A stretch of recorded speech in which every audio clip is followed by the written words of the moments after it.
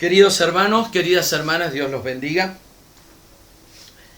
Quiero compartir con ustedes hoy un tema que es el de la misericordia de Dios y el tema de la eternidad, que parece algo tan distante y tan lejos, y que sin embargo al mismo tiempo es algo mucho más cercano, más concreto en nuestra vida diaria de lo que nos imaginamos.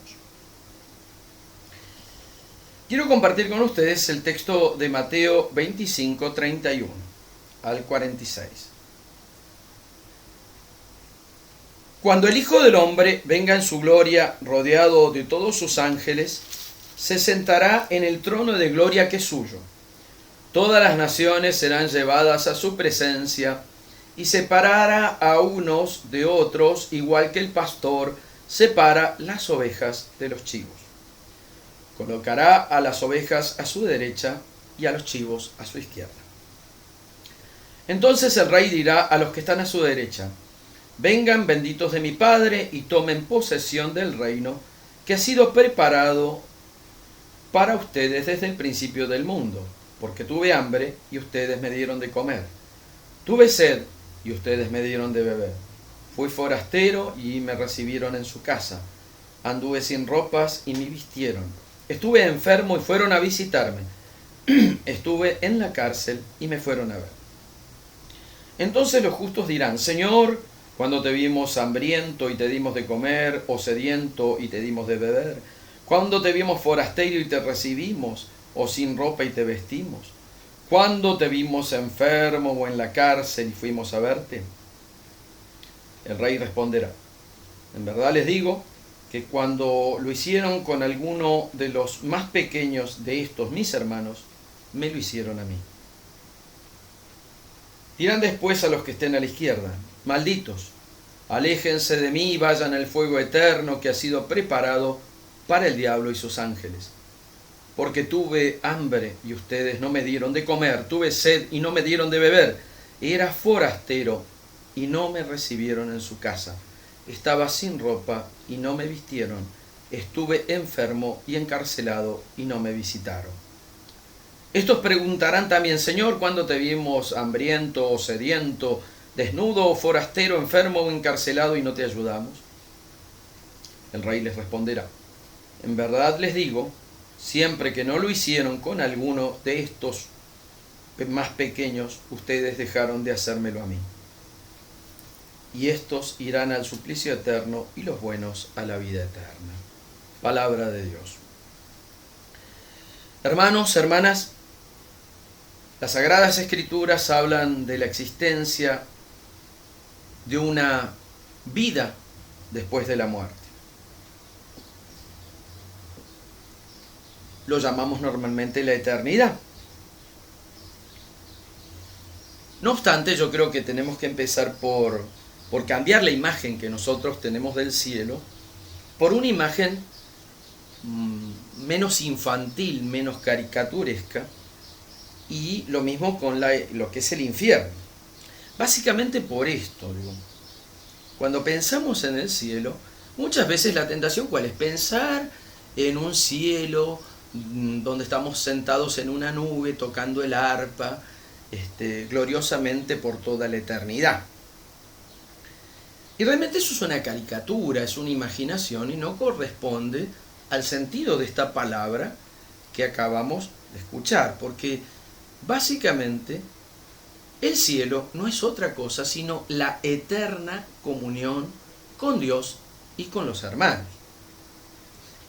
La eterna comunión significa el encuentro. De hecho, Santo Tomás de Aquino, cuando le preguntaban qué era el cielo, respondía que el cielo iba a ser una larga conversación con los amigos. O sea, mejor ejemplo de comunión no tenemos.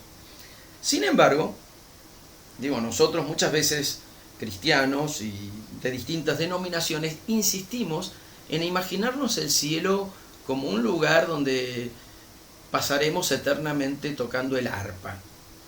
Nada que ver. El cielo es comunión. Básicamente el cielo es la eterna comunión. Si no, me hacen acordar ese cuento de que una mamá le hablaba a su hijo y le decía: ay, dice, mira, si te portás bien vas a ir al cielo, y cuando vayas al cielo vas a estar tocando el arpa con los angelitos, y le hablaba. Y el nene la miraba a la mamá y le pregunta, dice, mamá, ¿y si me porto bien en el cielo, me van a dejar ir a jugar al infierno? Obviamente que el chico respondió con bastante realismo. El cielo es comunión, es la eterna comunión. Y en este sentido, el cielo significa ni más ni menos que en nuestro hoy, que en la comunión que tenemos con Dios hoy, pero la comunión que tenemos con Dios en nuestra vida y la comunión que tenemos con Dios la comunión que tenemos con Dios y con los hermanos, se está jugando también, ya estamos comenzando a vivir la comunión. La eternidad no es otra cosa que la continuidad de lo que aquí y ahora vamos experimentando y viviendo en gestos. O vivimos en indiferencia, o vivimos en una actitud de total egocentrismo sobre nosotros mismos, nuestra vida, nuestros proyectos, nuestras comodidades, o realmente vivimos en un proyecto auténtico, profundo y verdadero de comunión con los hermanos y en comunión con Dios. De hecho, todos los que sin conocer a Cristo compartieron el destino común de la humanidad van a ser juzgados con Él.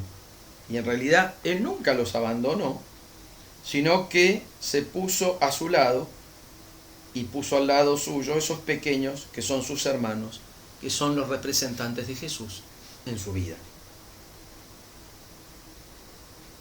Jesús, como Rey, pone al descubierto esos innumerables, esos inmensos, pequeños gestos, pero gestos humanos, que han construido lo mejor de nuestro mundo, de nuestra civilización y de nuestra cultura. Y puestos ante Él, los hombres contemplan asombrados a ese Dios que amaron o despreciaron en la persona de su prójimo, de su hermano, aunque muchos no pensaron mucho en el más allá, en la eternidad. En el juicio se presenta el reino preparado para siempre y desde siempre, y cuya única ley es el amor y la comunión. ¿Qué es el infierno? El infierno es la eterna soledad, el eterno vacío. Mucha gente se imagina el infierno como un lugar lleno de diablos, de llamas, terrible, terrorífica, como una laguna llena de caca donde todos están hasta el cuello ahí metidos en la laguna y que aparece el demonio y les dice, bueno, todos con la cabeza abajo porque se acabó el recreo. No es eso. Es hora de sacar de nuestras cabezas, de nuestras vidas, porque esos pensamientos configuran una manera de actuar, de vivir y de comportarnos frente a los otros. De nada serviría nuestro tiempo de oración si no somos capaces de vivir en comunión con cada uno de los pequeños, pobres, necesitados, débiles o enfermos, que son nuestras hermanas y nuestros hermanos. Eso es el cielo, pero el infierno, así como el cielo es la eterna comunión, el infierno es la eterna soledad, la eterna indiferencia. Y eso tortura las llamas, a las cuales muchas veces se refiere la Biblia. Están hablando de la tortura que significa haber visto el amor de Dios y no haber sido capaces de participar de Él. La pregunta, ¿cómo puede ser Dios bueno si va a permitir que algunas personas elijan el infierno? Dios es amor, básicamente Dios es amor. Dios no quiere que nadie viva sin Él. Pero también es cierto que tenemos libertad para recibir a Jesús en nuestra vida, disfrutando de la comunión ya en el presente de nuestra vida, o vivir en indiferencia, en egoísmo, en egocentrismo. Es necesario cambiar esa decisión. Es necesario cambiar. Y la realidad es que ese juicio, como dice el Evangelio de Juan, se da en el presente, en las acciones del presente, en lo que en el aquí y ahora estamos haciendo. Esas acciones se dan en el presente, en las decisiones que tomamos, en las actitudes que tomamos, se dan el presente. Pero al mismo tiempo, nos podemos preguntar qué significa el purgatorio. Mucha gente piensa el purgatorio como ánimas penantes que están allí sufriendo, porque si bien se arrepintieron meses, años y días. Primer error. El tiempo solo corresponde a los que vivimos en esta realidad. El purgatorio es un momento de purificación, es el momento donde el alma se encuentra con Dios. Y cuando cada uno de nosotros nos encontremos con ese inmenso, eterno y profundo amor de Dios, nos vamos a encontrar ni más ni menos que básicamente en el eterno, profundo y amor de Dios, y nos vamos a sentir indignos de Él. Ese momento de indignidad, que es un instante, es el instante de la purificación, y a eso le llamamos purgatorio. Lo que no sabemos y no podemos afirmar sobre estas realidades que tienen que ver con la eternidad es que alguien esté en el infierno. Si somos coherentes con la teología, tendríamos que decir que el infierno existe y es una definición de fe, pero nadie puede afirmar que el infierno esté inaugurado, lo cual es otro tema. Nadie puede decir fulano, mengano está en el infierno. No sabemos. Nadie en su justo juicio, por más revelaciones privadas que haya tenido, puede afirmar que el infierno esté habitado por tal o cual persona. Básicamente es preocuparnos desde el aquí, desde el ahora, desde los gestos concretos, por esa realidad de comunión con Dios y con los hermanos. Para el Evangelio de Juan, el cielo ya comenzamos a vivir esa vida con Dios cuando comenzamos a experimentar de una manera o de otra esa comunión con Dios y con el hermano, y sobre todo con el pobre, el necesitado, el que está solo. Esto nos puede llevar también a plantearnos otra pregunta. ¿Habrá castigo eterno si la persona nunca escuchó hablar de Dios? Y obviamente esto es injusto.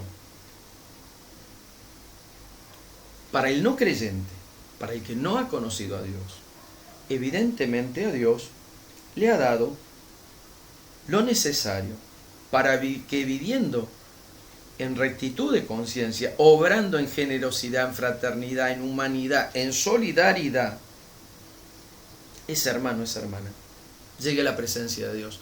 De hecho, el Concilio Vaticano II, en su Constitución Lumen Gentium, que es una de las dos constituciones dogmáticas, habla de la pertenencia a la Iglesia de aquellos hombres que obran en rectitud, que sin conocer a Dios obran con recto corazón. O sea, la eternidad, el cielo, está abierto a todos. No es para alguno. No es como decía un escritor, un humorista, un sacerdote que era humorista. Decía, al cielo iremos los de siempre. No es verdad. No es verdad. El cielo, la eternidad, es para todos. Siempre y cuando en el aquí y en el ahora estemos decididos a vivir en comunión con Dios y con los hermanos, en generosidad, en humanidad y en solidaridad. Dios los bendiga.